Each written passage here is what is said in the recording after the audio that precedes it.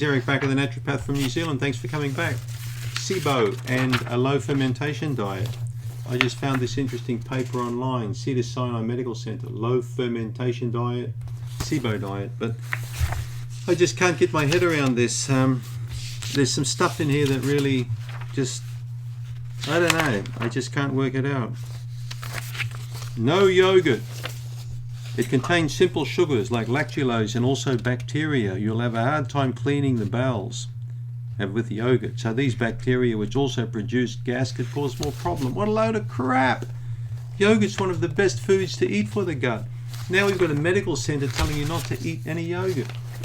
Now the yogurt I'm talking about is actually like real yogurt. It's not the crap you buy in the shop, okay? I think many people would not eat the yogurt that I like. It's the sour yogurt, it's the Greek yogurt. It hasn't been doctored or played with. They haven't pumped all these artificial sugars or crappy, plasticky kind of fruits in it. This is like real stuff that you can make at home. It's got plenty of bacteria in it. Most of the lactulose or the lactose is gone out of this. It will be digested by the bacteria. Okay, I've yet to meet a sick patient with a gut that can't tolerate a teaspoon of yogurt. So I'll often start a person on a teaspoon of yogurt per day. If they can tolerate that, get it out of their diet, clean up their gut, get the bacteria gone, but not with this damn Xifaxan. I still have these doctors telling me Xifaxan is the best drug to clean up the bacteria of SIBO. That's not true. There are many natural aids that work in a far superior sense over Xifaxan. Now, to take yogurt out of the diet, because saying to people it produces gas, to me that's just a dumb statement.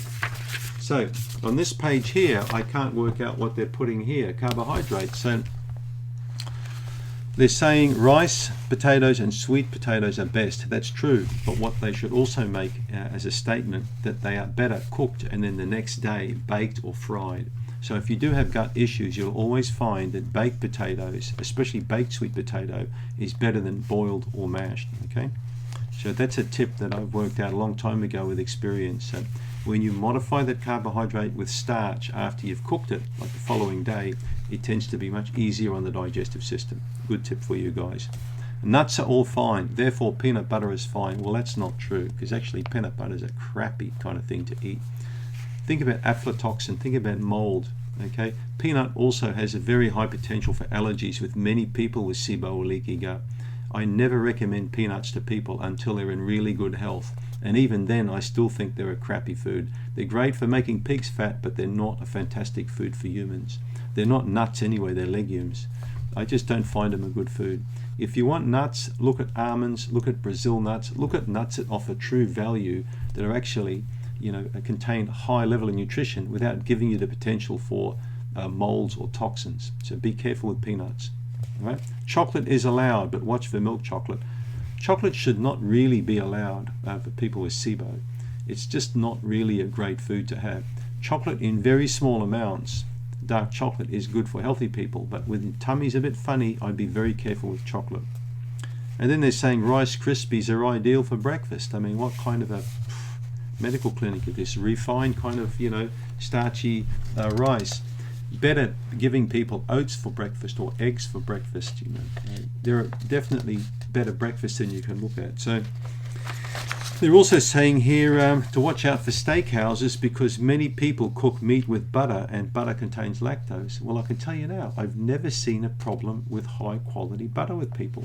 So small amounts of butter are fine to eat.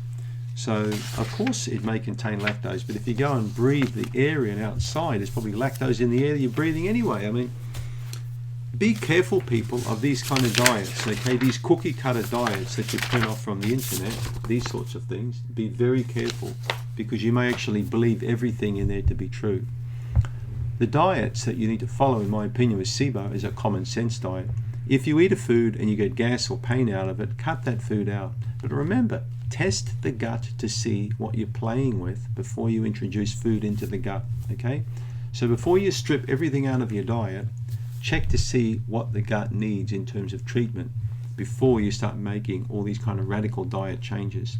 Now, I've been in this game 30 plus years and I've seen just about every kind of diet you can imagine, hundreds of diets. And I find that most all of them are very limiting in how they help people. The best diet for Mary Jo is Mary Jo's diet, if you know what I mean. Okay, it's a diet that suits her gut the best. Now the gut for Mary Jo will be entirely different from the gut from the doctor who wrote this paper, right? So don't fall for the trap that everybody needs to follow a similar diet with SIBO, because I've yet to meet two people who've got an identical microbiome. I've never found one. And therefore you need to really modify this diet to suit yourself. Now you may be one of those people who can say to me, I can have 3 bananas with breakfast and a bowl of rolled oats, and then later on for lunch I can have 2 slices of wholemeal bread, and I have no problem with that. But when I eat XYZ, oh man, if I eat a piece of broccoli, pooh. Okay, well you worked it out. So, but don't follow the line that you have to be gluten-free, lactose-free, dairy-free, this free, that free. In fact, if you keep going like that, you'll be friend-free and probably husband or wife-free, because you'll annoy that many people. Work out what suits you, okay? Modify the diet to suit your own specific needs, particularly if you've got SIBO, or inflammatory bowel condition, or a gut issue. And before you know it, you'll work out exactly what suits you and what doesn't. And as your health improves, the tolerability improves. You'll eat more and more and more, all right? Don't ever believe the line that you need to stay off particular foods for the rest of your life, because when people tell you that, you need to turn around and walk out the door, all right? Thanks for tuning in.